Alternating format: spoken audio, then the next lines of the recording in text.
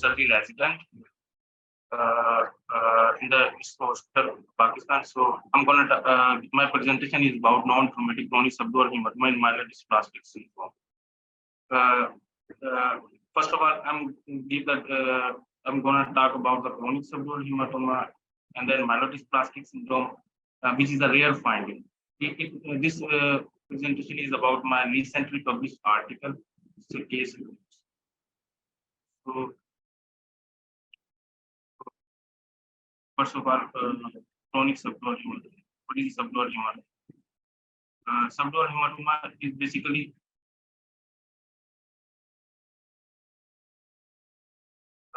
subdural hematoma is characterized by the blood accumulation between the brain and outermost layer of the meninges, which is called doramine, and it results from any type of trauma that causes the injury to the breathing veins and middle meningeal veins that leads to formation of the hematoma within the subdural space. Okay, next. So here you can see the picture, the subdural hematoma. This is basically in a crescent shape, and that crosses the suture line, and that extends. Dr. Mohammed Irfan, hello, Dr. Irfan. Sorry to interrupt. We can't able to see your slides clearly actually. Okay. Okay.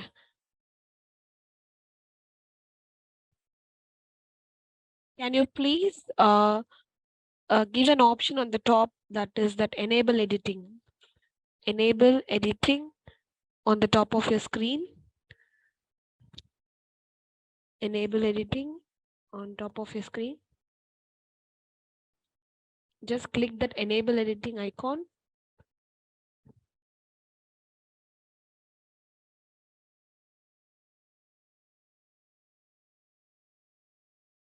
On the top one, enable editing.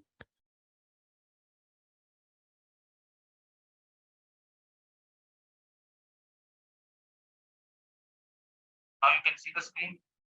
Now you can change it into the slideshow mode. Slideshow. Okay, fine, doctor. You can now start a presentation. Thank you. See the screen right now? Yes. Okay, so my presentation is about non-traumatic chronic subdural hematoma in myelodysplastic syndrome. Here you can see it's a case report basically. So what is a subdural hematoma? So subdural hematoma is characterized by the blood accumulation between the brain and outermost layer of the meninges called delegates, and it crosses the suture line and appears as a crescent shape on the CT scan. While it typically occurs due to any head injury and trauma that causes the tearing of the branching and leading to the tearing and formation of the hematoma. So basically the most common cause of the subdural hematoma is any type of head injury and trauma. Next.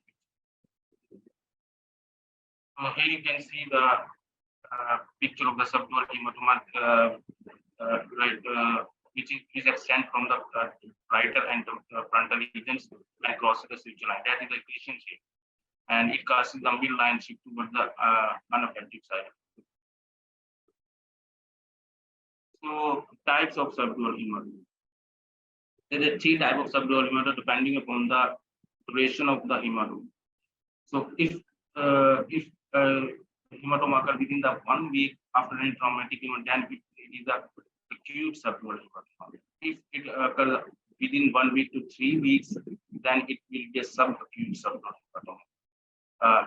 If it occurs after 3 weeks, like after any traumatic history and patient develops the hematoma, then it will be a chronic subdural. So let me show the CT scan of both acute and chronic subdural. You can see the picture of the acute subdural hematoma on the left side, which is a hypertense, and that is actually extends from the parietal and frontal regions, right? And it crosses the suture line, and it crosses the midline shift toward the unaffected side. And on the right side, there is a hypodense regions, which is actually the chronic subdural hematoma. So that's the picture of the the chronic subdural on CT scan. And what are the signs and symptoms of subdural hematoma? The patient usually present with the headache and nausea, vomiting. The patient may also have an altered mental status, seizures, and weakness of the body, depending on the location of the hematoma. And the patient could develop dizziness and balance issues. So, what are the risk factors associated with the subdural? As I have told you that the most common cause of the hematoma, subdural hematoma, is the any traumatic history. The patient have any history of trauma, like identity. The patient other common cause like patient could maybe taking any type of blood thinners like anticoagulants, antiplatelets. The patient may have prior history of chronic alcoholism. The patient may have any bleeding disorder. So the hematoma could also develop in any shaken baby, shaken baby. So the less minor association of the hematoma are like rupture cerebral canal, AV malformation. These are the less associations which are caused.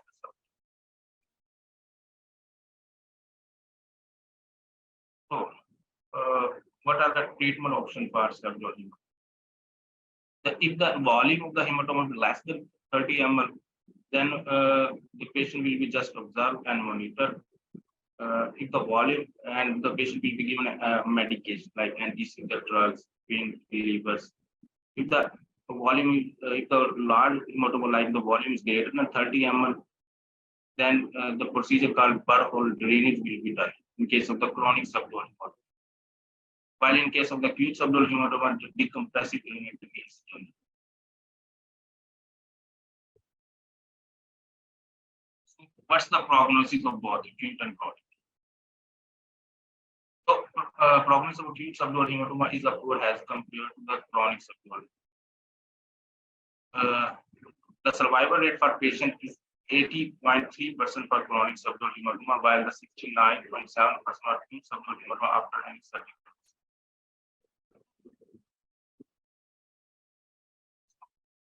Talk about the myelodysplastic syndrome, which is basically associated with this subdural hematoma. What is a myelodysplastic syndrome? So myelodysplastic syndrome is a group of disorder characterized by the abnormal formation of blood cells in the bone marrow. And it typically leads to low healthy blood cells and can progress to leukemia. The treatment option for the myelodysplastic syndrome includes supportive care, blood transfusion, medications, stem cell transplant, regular monitoring and medical management are important for individuals with myelodysplastic. What are the symptoms of the myelodysplastic? Patient may have fatigue, weakness, lower blood pressure count, and frequent infection due to low WBC counts, and patient may have easy bleeding due to any low platelet counts, and patient could have shortness of breath, rapid heart rate, and pace. So, myelodysplastic syndrome usually managed by the supportive care and disease-modifying therapies such as cyclidine and and stem cell transplant for high risk. So now I'm gonna talk about my case presentation, which I recently published. Basically, in my case report, the chronic subdural hematoma is associated with myelodysplastic syndrome, which is a rare finding in my experience. As I've discussed in my slide, the chronic subdural usually develop after traumatic humor and patient have any prior history with bleeding disorders.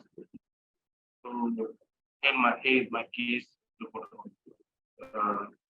So 65-year-old male was admitted to the emergency department with complaints of altered level of consciousness for 3 days, headache, vomiting for 1 day. He was alert and conscious when his vital signs were checked. His temperature was 98.6, pulse rate was 90, beat per minute, and respiratory rate was 18 per minute. and blood pressure was 120/17. BMI was 26. He was also diagnosed with myelodysplastic syndrome, but for which he was on chemotherapy protocol, such as before injection of acetylene and ventricular. His neurological examination revealed no sign of limb weakness, dysorthia, or hyperactive sensory and cranial examination findings were normal.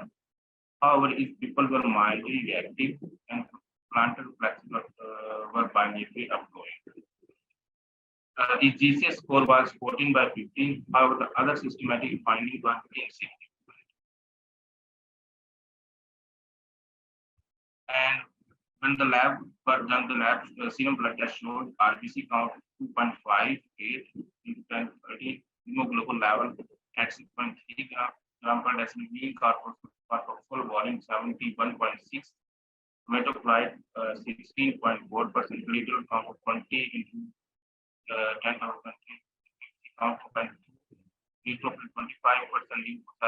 70% monocyte, 3% the legal function can be serum electrolyte within normal human. So random blood sugar level was 145 milligram per deciliter. A non-contrastive was done. So in this picture, you can see the blood test are the platelet count at hemoglobin level, WBC count are lower than normal. So here the non-contrast CT scan of the patients. Here, you can see that there is a chronic subdural hematoma in the frontal regions, which extended toward the parietal region and causing the midline shift toward the unaffected side. This is a hypodense regions.